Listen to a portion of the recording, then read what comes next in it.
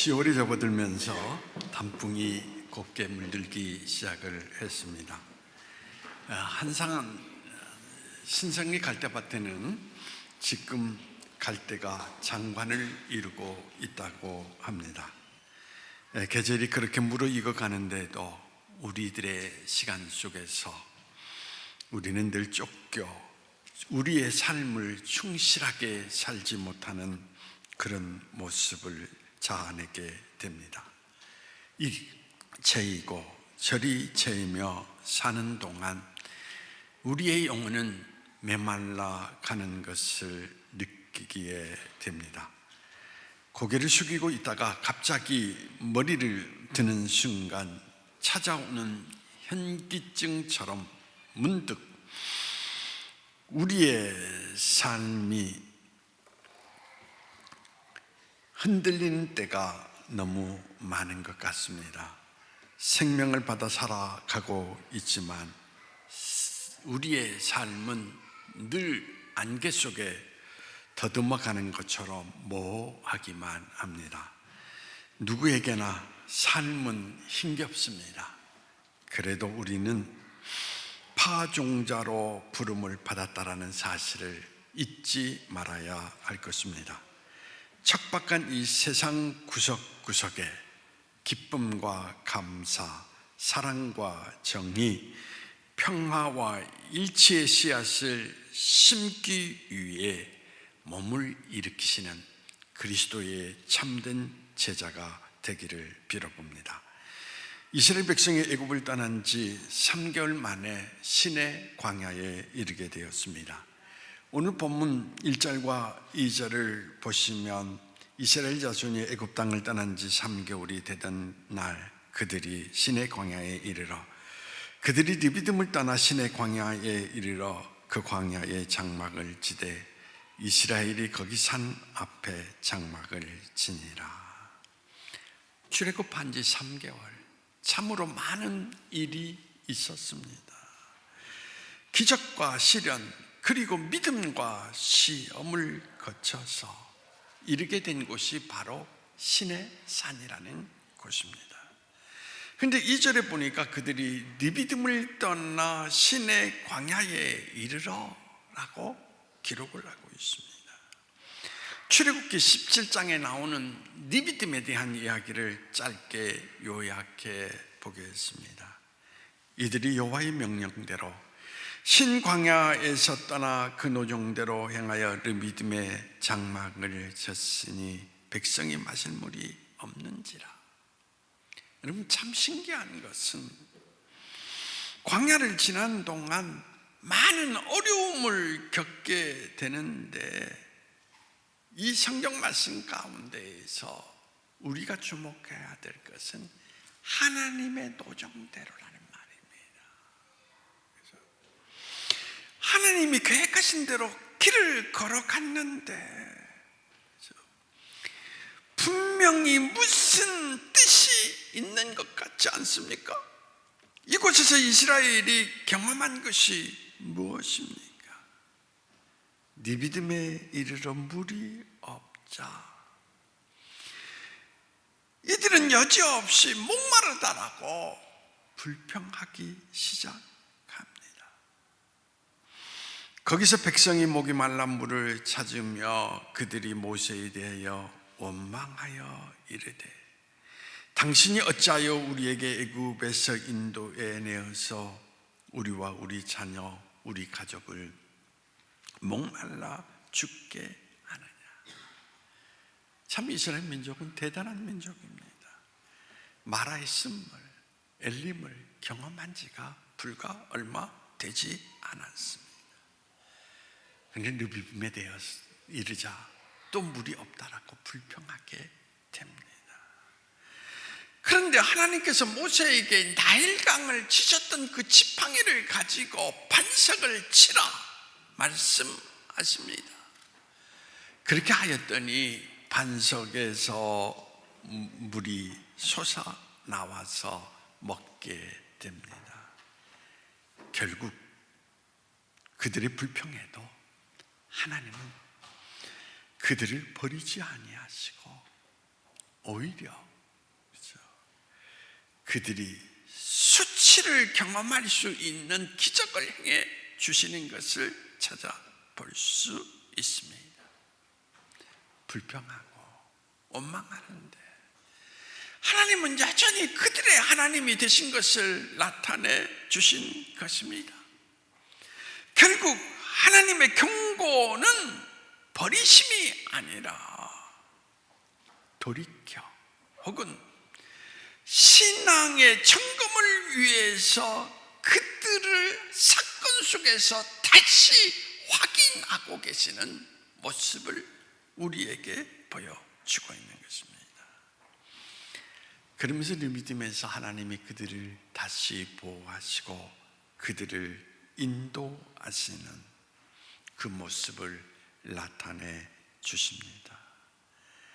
그런데 하나님은 그때 생각한 것이 뭐냐? 이스라엘 백성들에게 분명한 원칙과 기준이 필요하다라는 것을 생각하게 된 것입니다.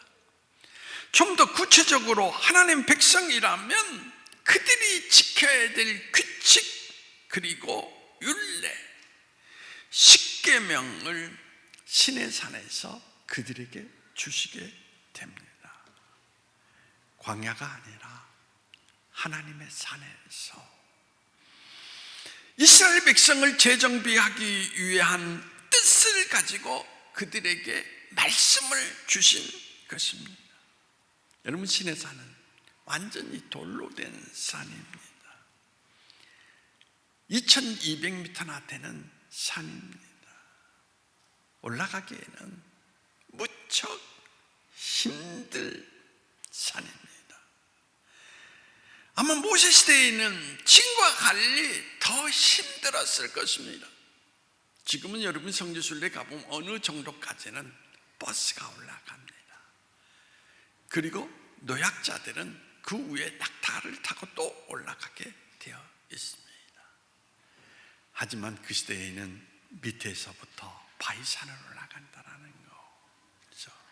생각을 해보십시오. 상당히 힘겨운 모습을 볼 수 있습니다. 그런데 그 산 꼭대기에 모세의 기념교회 수도원이 있는 것으로 봐서 분명한 것은 못 올라갈 산은 아니었다라는 것을 우리에게 나타내 주고 있습니다. 힘들어도 산을 오를 까닭이 무엇입니까?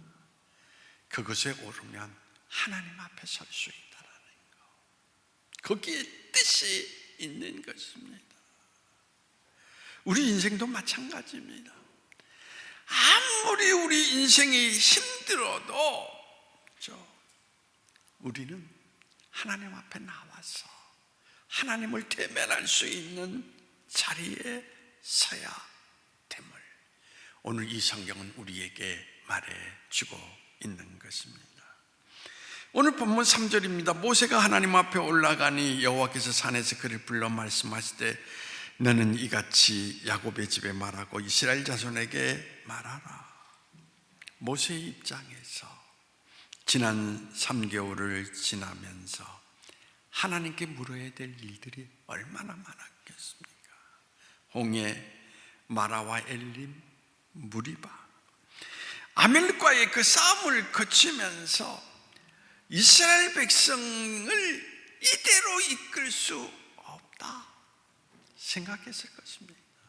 왜냐하면 앞으로 가야 될 길 가운데, 그렇죠? 그들에게 많은 어려움이 분명히 있을 것이라는 것을 생각할 수 있었기 때문인 것입니다. 모세는 중요한 시점에 하나님의 산에 올라갔다라는 것입니다. 여러분, 우리의 신앙의 가장 큰 문제점이 무엇인지 아십니까? 우리 삶에 문제가 있어도 우리는 그 문제를 경험하면서도 하나님을 만나려 하지 않는다라는 데 문제가 있다라는 이야기인 것입니다. 일단은 우리가 해볼 수 있는 일들을 다 해봅니다. 그래서 열심히 살지만 잘못된 방향으로 행해가는 우리들의 삶은 힘들기만 한 것입니다. 그리고 늘 반복적인 어려움을 우리는 겪고 살아가게 됩니다. 그런 점에서 오늘 모세가 하나님 앞에 올라갔다라는 말, 출애굽 여정 가운데 아주 중요한 의미를 담고 있다라고 말할 수 있습니다. 내 인생의 중요한 시간에 하나님의 계획이, 하나님의 뜻이 무엇인가를 묻고 있는 것입니다. 그렇지 않습니까? 내 인생의 중요한 시간에 하나님께서 계획하신 뜻이 무엇인가를 알 수 있다면 얼마나 좋겠습니까? 이런 점에서 모세가 하나님의 산에 올라갔다라는 것은 우리에게 많은 의미를 주고 있다라는 이야기인 것입니다. 하나님의 산 시내 산에서 하나님께서 모세에게 말씀하십니다. 본문 4절에서 6절 말씀입니다. 내가 애굽 사람에게 어떻게 행하였음과 내가 어떻게 독수리 날개로 너희를 업어 내게로 인도하였음을 너희가 보았느니라. 세계가 다 내게 속하였나니 너희가 내 말을 잘 듣고 내 언약을 지키면 너희는 모든 민족 중에 내 소유가 되겠고 너희가 내게 대하여 제사장 나라가 되며 거룩한 백성이 되리라. 너는 이 말을 이스라엘 자손에게 전하라. 오늘 보면 저 본문에 내가 어떻게 독수리 날개로 너희를 업어 내게로 인도하였음을 너희가 보았느니라.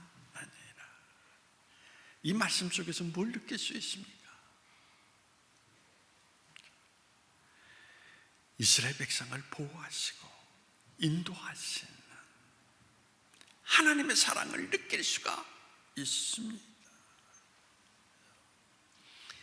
마태복음서 24장에 보면은 말세의 때가 되면 나타나는 현상이 있다고 합니다. 불법이 성행함으로 많은 사람이 사랑이 식어지니라 라고 되어 있습니다. 역설적으로 이야기하면 사랑이 자라나면 모든 불법이 사라진다는 것을 우리에게 강조하고 있습니다. 결국 하나님에 대한 사랑이 식어지면 우상 숭배를 하게 되고 하나님의 관심, 거기서부터 멀어지게 되면서 이웃에 대한 관심도 무시하게 되고 폭력과 살인, 간음, 시기, 난무한 이 세상이 결국 드러나게 된다는 것을 우리에게 말해주고 있습니다. 여러분, 자녀가 아무리 문제가 있다 할지라도 사랑하는 부모는 그 자녀를 감당하기에 어려운 일이 아닙니다. 왜 그렇습니까? 자녀를 사랑하기 때문에 그러한 것입니다. 인간관계의 삶의 어려움보다는 사랑을 확인할 수 없기에 우리의 삶이 그토록 힘이 든 것입니다. 사랑을 확인할 수만 있다면 우리 삶은 모든 것을 그 사랑 안에서 딛고 일어나갈 수 있는 것입니다.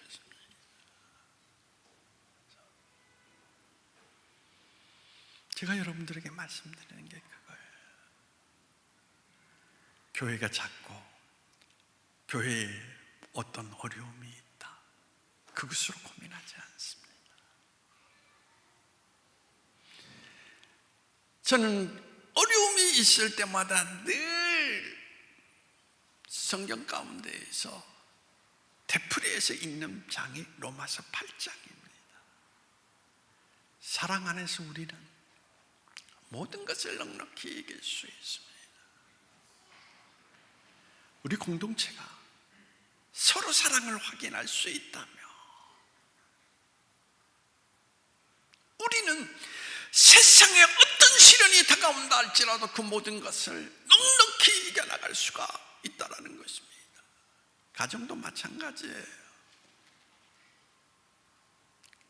가정을 이루고 살아가는 삶 가운데에는 반드시 어려움을 만나게 됩니다. 그러나 그 가족 공동체가 사랑을 확인할 수 있다면 시련에 굴복하지 않고 그 모든 것을 넉넉히 이겨나갈 수가 있다는 이야기인 것입니다. 이런 측면 속에서 신화선에서 하나님께서 십계명과 율법, 그것은 이스라엘 백성들에게 짐이 되게 한 것이 아니라 사랑의 언약이었구나 라는 것을 문득 생각하게 됩니다. 주님은 요한복음 14장 23절에서 이렇게 말씀하십니다. 사람이 나를 사랑하면 내 말을 지키리니 내 아버지께서 그를 사랑할 것이요 우리가 그에게 가서 거처를 그와 함께 하리니. 그렇습니다. 정말 하나님을 사랑한다면 우리는 하나님 앞에 순종할 수가 있습니다. 사도 요한은 요한 1서 5장 2절 3절에서 이렇게 이야기를 합니다. 우리가 하나님을 사랑하고 그의 계명을 지킬 때 이로써 우리가 하나님의 자녀를 사랑하는 줄을 아느니라. 하나님을 사랑하는 것은 이것이니 우리가 그의 계명을 지키는 것이라. 그의 계명들은 무거운 것이 아니로다. 맞지 않습니까? 사랑하면 무거운 것이 아닙니다. 사랑하면 그를 위해서 무언가 할 수 있음에 우리는 감사하고 기뻐할 수 있게 된다라는 이야기인 것입니다. 사랑하면 계명은 무거운 것이 아니라는 것입니다. 계명에 순종하는 것, 그것은 사실은 그 다음 문제고 정말 우리가 물어야 될 신앙의 질문은 하나님을 사랑하는가? 저는 여러분 마음 가운데 하나님을 사랑하는 그 마음이 일어나기를 원합니다. 그 사랑을 여러분이 느낄 수 있다면 여러분 인생 가운데 무슨 일이 일어나도 독수리 날개로 나를 안아 인도하시는 그 하나님을 바라볼 수 있게 된다는 것입니다. 원망과 불평이 습관화되어 버린 이스라엘 백성에게 하나님의 사랑을 느끼고 너희가 나를 사랑하여 내 말을 지키면 너희는 이렇게 되리라. 하나님께서 언약을 맺고 계신 것을 찾아볼 수 있습니다. 본문 5절 6절을 보시면 세계가 다 내게 속하였나니 너희가 내 말을 잘 듣고 내 언약을 지키면 너희는 모든 민족 중에서 내 소유가 되겠고 너희가 내게 대하여 제사장 나라가 되며 거룩한 백성이 되리라. 너는 이 말을 이스라엘 자손에게 전할지니라. 하나님의 언약은 부담을 주는 게 아닙니다. 하나님이 약속하시는 것이 무엇입니까? 제사장 나라가 되게 한다. 제사장 나라가 되게 하신다는 의미가 뭡니까? 제사장이란 하나님을 대신해서 축복을 빌어줄 수 있는 사람이 된다는 것을 말하고 있습니다. 하나님께서 처음 아브라함을 부르신 때가 생각나십니까? 창세기 12장 1절에서 3절에 보니까 아브라함에게 너는 복이 될지라 축복을 하십니다. 그로 말미암아 모든 이가 복을 받게 될 것이다. 그를 축복하는 자는 복을 받고 그를 저주하는 자는 저주를 받게 될 것이다. 그의 집에 들고 나는 이들이 복을 받게 된다는 거, 얼마나 큰 축복입니까? 언젠가 저에게 어떤 분이 이렇게 이야기합니다. 그렇죠?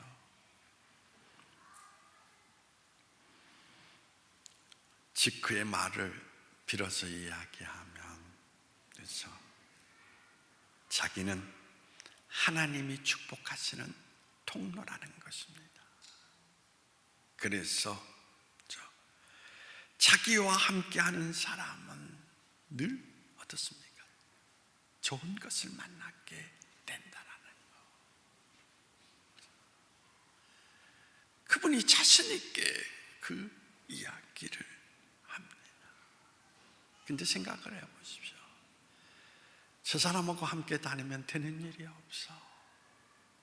늘 고통스러운 일만 찾아와. 가능하면 저 사람과 다니지 말아야 되겠어. 한다면 얼마나 큰 저주이겠습니까? 생에 문제가 있을 때 하나님을 여러분들이 기억하면서 하나님의 산에 올라가서 어떻습니까? 하나님의 사랑을 만날 수 있게만 된다면 우리는 그분 안에서 그분께서 우리에게 가지신 계획, 사랑, 축복, 수많은 것들을 우리는 만날 수 있다는 것을 성경은 우리에게 나타내 주고 있습니다. 언젠가 롤랜드 헤인지라고 하는 흑인 가수가 베를린에서 독창회를 갖게 되었습니다. 무대에 섰을 때 그 앞에 관중들이 다 백인들이었습니다. 헤이지가 이제 노래를 시작하려고 할 때에 백인들이 이구동성으로 소리를 칩니다. 흑인의 노래는 듣기 싫다. 검둥이는 물러가라 라고 욕설을 퍼붓는 것이었습니다. 헤인지도 그들에 맞서서 욕설을 내뱉고, 그리고 그가 돌아서서 나오려고 할 때에 그의 앞에 환상이 보입니다. 빌라도 법정에 서 계신 예수님의 환상이 비춰옵니다. 예수님은 그 가운데에도 침묵하고 계시며 묵묵히 회중을 바라보십니다. 그 모습을 그가 바라보면서 그는 뒤돌아서서 다시 회중 앞에 서서 무릎을 꿇고 10분 동안 하나님 앞에 조용히 기도합니다. 회중들도 그의 모습을 바라보면서 조용히 그를 바라보게 됩니다. 헤인지의 눈에서 눈물이 흐릅니다. 흐르는 눈물을 회중들은 바라보면서 태도가 바뀌게 됩니다. 그리고 나서 그는 다시 마음을 추스리고 노래를 부르기 시작을 했습니다. 사람들이 깊이 감동을 받습니다. 천중은 뜨겁게 사로잡는 그런 독창회가 되었던 것입니다. 노래가 끝날 때 우레와 같은 박수가 터져 나오는 것, 그것을 바라볼 수가 있었습니다. 여러분, 꼭 잊지 마십시오. 흑인 가수가 가졌던 하나님 앞에 선 그 10분 동안의 묵상이 그의 인생의 가장 극적인 하나님의 역사의 시간이었다라는 거, 그걸 꼭 간직하시는 여러분이 되기를 바랍니다. 그렇죠? 여러분들도 바라는 거. 오늘 성도 가운데에는 여러 가지 문제를 안고 사는 사람들이 있습니다. 제가 바라보는 것은 문제를 안고 허덕이는 그의 모습 아닙니다. 아무리 생애에 문제가 있다 할지라도 하나님 앞에 나가서 서 있는 모습만 바라볼 수 있다면 저는 걱정하지 않습니다. 그런데 문제가 있음에도 불구하고 하나님 앞에 나아가 서는 모습이 없기 때문에 미래가 불투명하다는 것, 그것 때문에 지난 한 주간도 아파하고 괴로워하면서 하나님 앞에 기도했습니다. 신앙이 뭡니까? 신앙이 지식입니까? 신앙이 폼입니까? 신앙은 서는 거예요. 하나님 앞에 서는 것입니다. 부디 제가 갈망하는 것은 모세처럼 하나님 앞에 서 있을 수 있는 그런 한 사람, 기도 자리에 서 있는 한 사람이 꼭 되시길 주님의 이름으로 빌어봅니다. 기도하시겠습니다. 하나님, 고백의 모든 공동체가 모세처럼 인생의 중요한 시점마다 하나님 앞에 서 있을 수 있는 한 사람 되게 하여 주시기를 원하오며 나사렛 예수님의 이름으로 기도하옵나이다. 아멘.